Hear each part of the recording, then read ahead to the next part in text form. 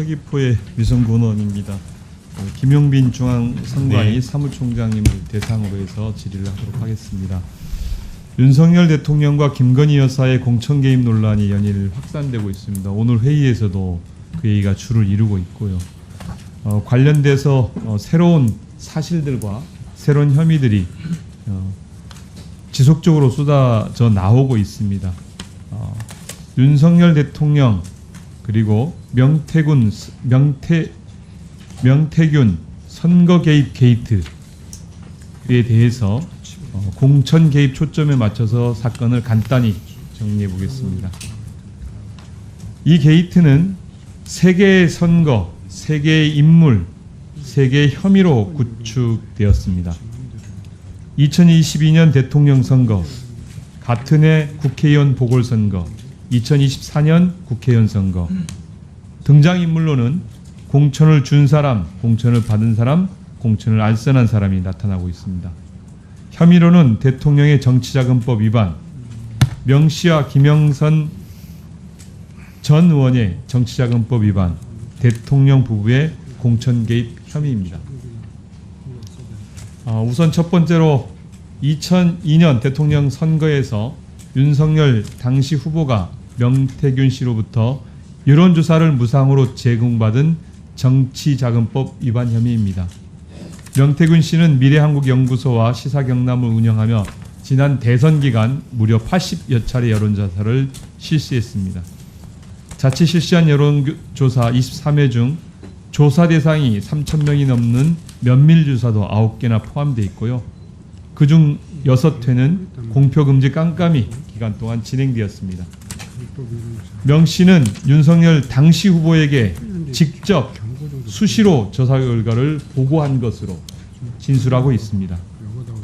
그런데 문제는 윤석열 캠프 측에서 여론조사 비용 3억 7,520만 원을 지불하지 않았다고 합니다.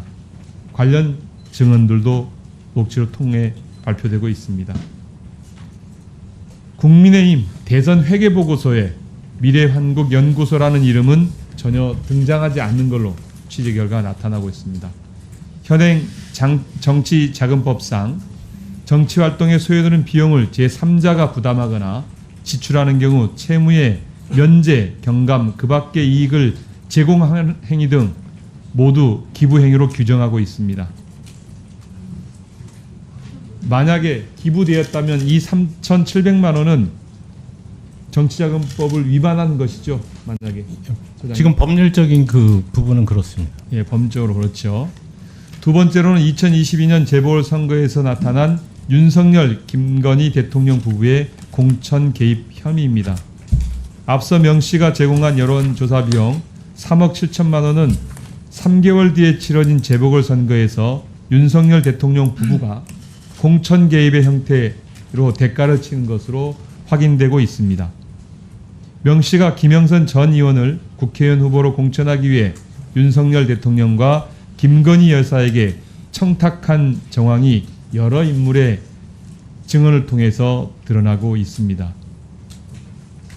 명 씨는 평소 대통령 부부와 통화한 음성 파일을 주변인들에게 들려주면서 대통령에게 전화해서 따지니까 대통령이 나는 김영선이라 했는데 라고 했다.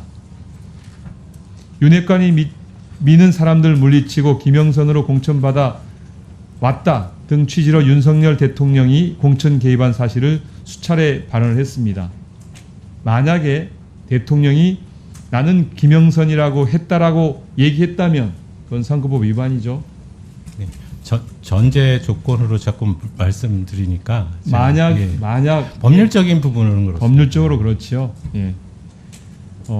국힘 당직자 출신 인물도 명 씨가 영남 지역에 여성 후보가 없다고 수차례 김영선 후보 공천을 요구하자 윤석열 대통령이 알았어, 내가 다시 알아볼게 라고 했다고 진술했다고 합니다.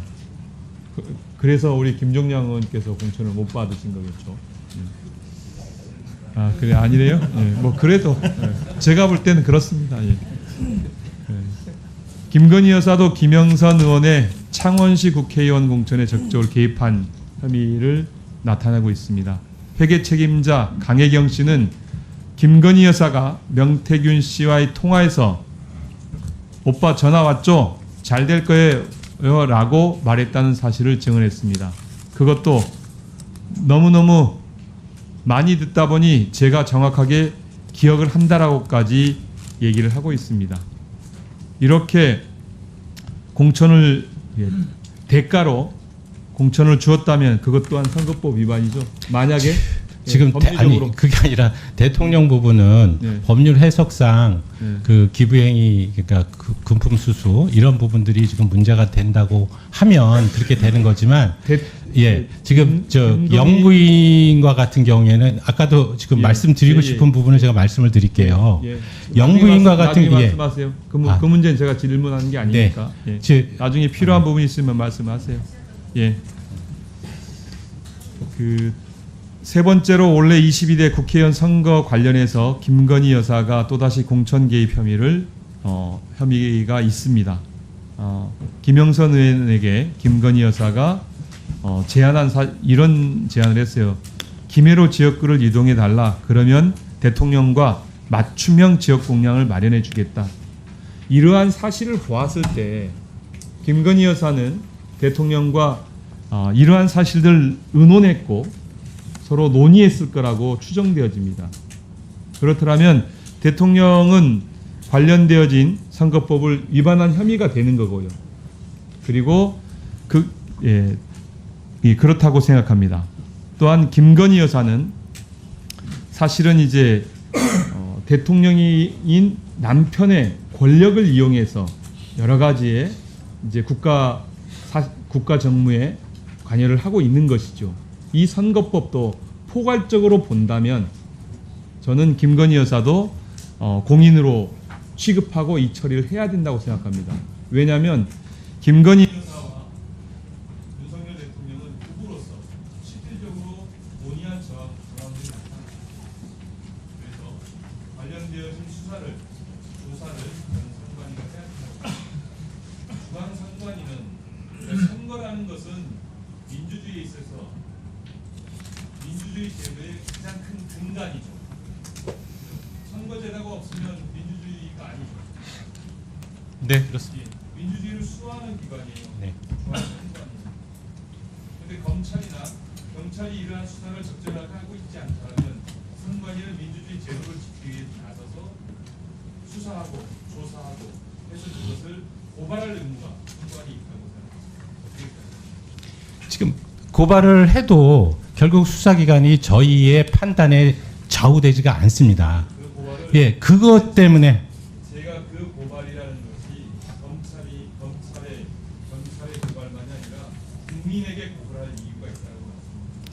선관위의 존재 이유에 오부 요인으로 선관위는 사람들이 얻는 이유가 거기에 있습니다.